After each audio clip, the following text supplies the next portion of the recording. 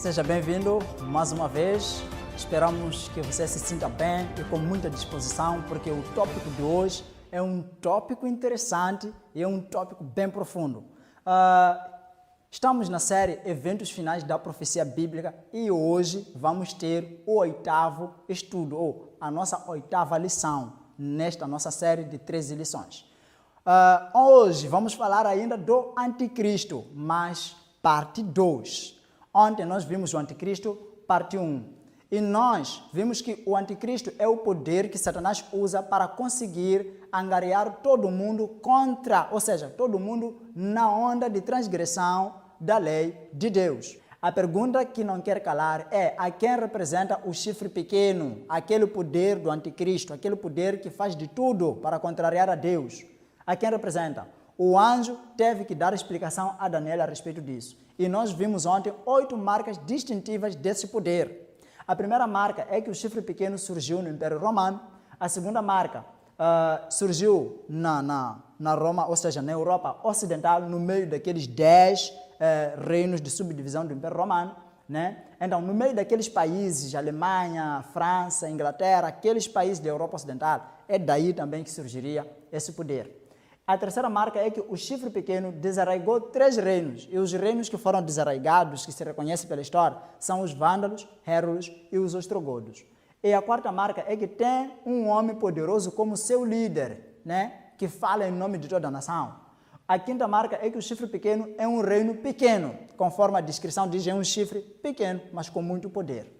A sexta marca é que fala blasfêmias contra Deus. E nós já vimos que blasfêmia significa o quê? Pretender ser igual a Deus e, ao mesmo tempo, também pretender ser perdoador de pecados. Então, é um poder político-religioso que governa na política e tenta também reclamar as prerrogativas religiosas e divinas até. O chifre pequeno, como sétima marca, vimos que cuidaria em mudar a lei de Deus. É um poder que tentaria mudar a lei de Deus. E a 8ª e última marca que nós vimos ontem é que o chifre pequeno perseguiria o povo santo de Deus. Agora, a pergunta é: quem é este chifre pequeno? A quem representa? Olha, não existe nenhum outro poder na Terra que cumpre taxativamente com todas as 8 marcas de identificação deste poder que não seja o papado, o sistema da Igreja Católica Romana. Sim? Eu sei que isso pode ser tão pesado para ti. Nós estamos a tratar de discriminação de igrejas. Nós estamos a tratar de preconceitos ou talvez de ofensa contra outras pessoas. Estamos a tratar de fatos reais, profecia bíblica e fatos históricos reais que comprovam o cumprimento desta profecia. E eu sugiro que você tenha muita calma e tenha paciência, assista esse vídeo até o fim e você verá qual é a razão que eu tenho para poder dizer que é o sistema da Igreja Católica Romana. Existem fatos históricos reais e você vai comprovar e vai tirar as suas conclusões também. Olha, primeiro, a Igreja Católica, a primeira marca diz que esse chifre pequeno surgiria no Império Romano. Será que a Igreja Católica surgiu em Roma? É claro, a própria Igreja Católica é chamada de Igreja Católica Romana, porque surgiu em Roma. E nós conseguimos ver aqui na tela a imagem de Constantino dando aquela carta que se chama de donativo de Constantino, quando ele transferia o governo do Império Romano para a Igreja Católica. E ele está aí dando essa autonomia. Agora, a Bíblia, ou seja, a história declara: a poderosa Igreja Católica era um pouco mais do que o Império Romano batizado. A mesma capital do Antigo Império tornou-se a capital do Império Cristão. A obra do Pontífice Máximo foi continuada pela do Papa. Mesmo a língua oficial do Império Romano permaneceu como a língua oficial da Igreja Católica. Nós encontramos esta escritura no livro O Surgimento da Igreja Medieval, páginas 148 e 149. Então, são fatos históricos reais. Vai, pega o livro, leia, e você vai comprovar por si que, na verdade, a história declara que a Igreja Católica foi continuação mesmo do Império Romano. Então, não há dúvidas de que esta igreja surgiu em Roma e ainda continuou com as características de Roma. A segunda marca é que ele surgiu no meio dos 10, no meio daqueles 10 reinos pelos quais se dividiu o Império Romano. Será? Mas é claro, o Vaticano está bem aí, exatamente em Roma, na Itália, aí onde era ocupado pelos hérulos. E os hérulos, na verdade, são um dos impérios que foram derrotados, segundo a profecia. A terceira marca distintiva da profecia é que destrói 3 reinos. Quais são os reinos que foram destruídos? Quando nós olhamos para a formação dos reinos da subdivisão do Império Romano, encontramos os germanos, que são alemães, borgonheses ou suíços, francos ou franceses, lombardos ou italianos, anglo-saxões ou ingleses, suevos ou portugueses, visigodos ou espanhóis. E já nos nossos dias não encontramos os hérulos, vândalos e ostrogodos, que faziam parte no princípio. Onde é que eles foram? Na verdade, eles foram extintos pelo surgimento deste poder. A quarta marca identificativa diz que tem um homem poderoso como seu líder. Será que a Igreja Católica mesmo reconhece ter um homem que pode falar em nome da nação? Temos aqui uma escritura que vem nos livros históricos da Igreja Católica. Diz assim: mas o mestre supremo da Igreja é o Pontífice Romano. Deveria haver completa submissão à Igreja e ao Pontífice Romano como se fosse ao próprio Deus. Nós encontramos esta escritura nas cartas encíclicas. Olha, eles dizem que o Papa tem poder que até devia ser reverenciado como se fosse o próprio Deus. Ele é a pessoa mais suprema da Igreja. Eles reconhecem, sim, que o Papa tem domínio até contra todos, aliás, sobre todos os homens e todas as entidades, que ele deveria ser temido como Deus. A quinta marca é que é um reino pequeno. A cidade de Vaticano, de todas as cidades do mundo independentes, é a cidade mais pequena, que tem uma área total de 108,7 hectares. Mas é a cidade tão poderosa, é uma das grandes cidades poderosas do mundo. A sexta marca é que fala grandes coisas de blasfema contra Deus. E nós já vimos que blasfemar contra Deus é alegar ser igual a Deus. Será que a Igreja Católica, na verdade, alega ser igual a Deus? Está escrito nas cartas encíclicas, diz assim: nós fechamos o lugar de Deus aqui na terra. A Igreja Católica admite que eles fecham o lugar de Deus aqui na terra.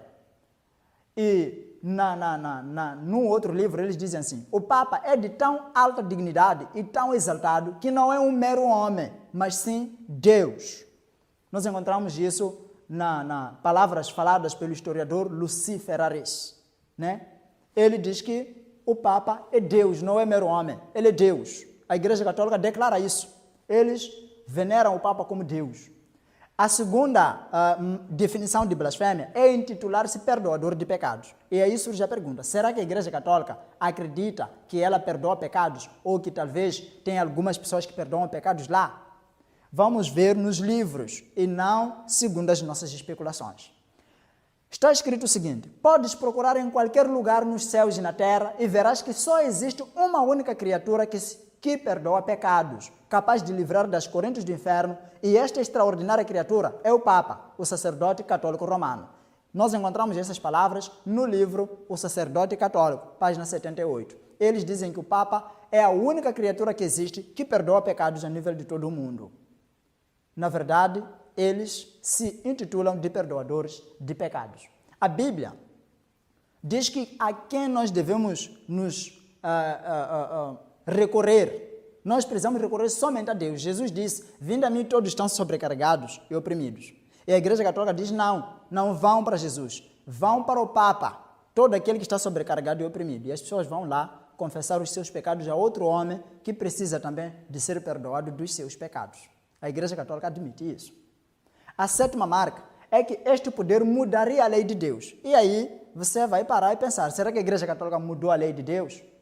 No livro Decretal Translat, diz assim: o Papa tem o poder de mudar os tempos, abrogar as leis e dispensar com todas as coisas, mesmo os preceitos de Cristo. A Igreja Católica, sim, admite que o Papa tem essa autoridade de mudar a lei, até mesmo os decretos de Cristo ele pode mudar. E como consequência, quando você pega o livro Catecismo da Igreja Católica Romana, que é o livro-chave da tradição ou da doutrina católica, então, comparar os 10 mandamentos que aparecem lá e com os mandamentos da Bíblia, você há de ver uma tremenda diferença. Primeira diferença é que o segundo mandamento da Bíblia, que diz: não adorarás imagem de escultura, nem os cultuarás, no Catecismo não aparece esse mandamento. Eles tiraram. E para continuar a fechar o lugar dos 10, eles dividiram desse mandamento. Por que tiraram esse mandamento? Justamente porque eles têm muitas imagens, imagens de Maria, imagens de Jesus, imagens de muitos outros santos que eles veneram, enquanto a Bíblia condena. E eles optaram em tirar. Não ensina a Igreja Católica que não devemos adorar ídolos. Outro problema que você consegue ter lá no catecismo é que o 10º mandamento foi dividido para se tornar em 2 mandamentos, para fechar o lugar do 2º. E também o 4º mandamento que diz, lembra do dia do sábado para o santificar, a Igreja Católica mudou. Ele diz, lembra-te de santificar o domingo e dias de guarda. Olha, taxativamente diferente daquilo que a Bíblia ensina, mas taxativamente, quer dizer, cumpre taxativamente com aquilo que a Bíblia descreve sobre esse poder do anticristo. Meu amigo, você precisa tomar uma decisão. Ou você segue a Bíblia, ou você segue os ensinamentos do catecismo, que são tradições de homens. A 8ª marca é que este poder persegue e mata os santos. Persegue e mata os santos. Será que a Igreja Católica perseguiu os santos ou matou algumas pessoas ao longo da história? É-nos dito que aproximadamente 150 milhões de pessoas foram mortos na Idade Média. E quem estava a romper essas guerras é a Igreja Católica Romana. No livro Surgimento e Influência do Espírito Racionalista na Europa, está escrito o seguinte: a Igreja Romana derramou muito sangue inocente do que qualquer instituição que já existiu. Olha, esses são fatos históricos reais, registrados nos livros. Qual era o crime das pessoas que estavam a ser mortas pela Igreja Católica? Somente por seguirem a Bíblia e não aceitar se dar a tradição dos católicos. E assim eram caçados, ter que viver nas catacumbas, ou, aliás, outros tinham que ser queimados vivos, outros eram depelados, outros eram deitados em camas de prego. Havia tantos e tantos métodos de punição para as pessoas que não aceitassem se submeter a este poder ou às suas leis. A Igreja Católica Romana é o poder que Satanás usou para poder fazer com que todas as pessoas transgridam a lei de Deus. Agora você precisa tomar uma decisão. A quem você vai adorar? Vai adorar a Satanás ou você vai olhar para Deus? Deus tem uma mensagem de esperança. Em Apocalipse 18, verso 4. Ele demonstra que existem pessoas que pertencem a Ele, mas que ainda estão no reino das trevas, ainda não conhecem esta verdade. E Ele diz, sai dela, povo meu. Ele chama as pessoas, Ele dá a entender que existe o povo dele na Igreja Católica, existe o povo dele em muitas outras religiões que podem estar a seguir este engano. E Ele agora faz o convite, diz, sai dela, povo meu. Pode ser que você seja um filho sincero de Deus e você está adorando e procura conhecer a Deus com toda a sinceridade, mas você não conhecia esta verdade. O apelo que Deus faz agora no seu coração é de te chamar para que você possa abandonar esta mentira, porque todas as pessoas que se pautaram contra Deus só se deram mal. Satanás foi expulso do céu, Adão e Eva perderam o jardim do Éden e todas as pessoas que hoje transgridem e vão avante transgredindo também perderão a salvação. Olha, amigo, ao invés de você olhar para um poder que exerce o seu domínio pela ditadura, olha para alguém que já morreu por você e se interessa por ti, que é Jesus. Por que você não entrega a sua vida a Jesus? Por que você não decide hoje santificar sua vida a Ele? Dizer, Senhor, eu quero te seguir, eu quero seguir esta verdade, eu quero que o Senhor transforme minha vida, transforme minha conduta e me ensine mais para saber como devo me comportar e como devo andar para glorificar o seu nome. Se esse for o teu desejo, eu vou orar com você. E também não deixa de colocar aí os seus comentários, suas perguntas, se por acaso você tiver alguma dúvida ou precisar de mais esclarecimento. Mas neste momento, vamos invocar a Deus para que possa guardar você e eu contra as artimanhas deste poder maléfico que tenta derrubar a nossa confiança nele. Vamos orar? Nosso Deus, nosso Pai que está nos céus, nós te somos gratos, Senhor, pela forma que o Senhor nos ama, a ponto de nos trazer às claras esta verdade. E a história, Senhor, declara taxativamente aquilo que é o cumprimento desta profecia.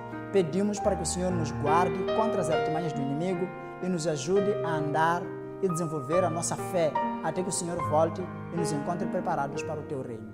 Esteja com a irmã que está assistindo este vídeo e o irmão que está assistindo este vídeo. Permita com que sua vida seja transformada e que todas as suas dúvidas e problemas que ele pode estar a enfrentar sejam vencidos, Senhor, pelo poder da sua palavra. E que o Senhor seja o Deus que governe a sua vida e não mais sirva ao inimigo, nem mais, Senhor, receba as marcas que Ele coloca nos filhos que o Senhor criou. Ajude-nos, ampare-nos, nos acompanhe. São graças que te pedimos em nome de Jesus. Amém.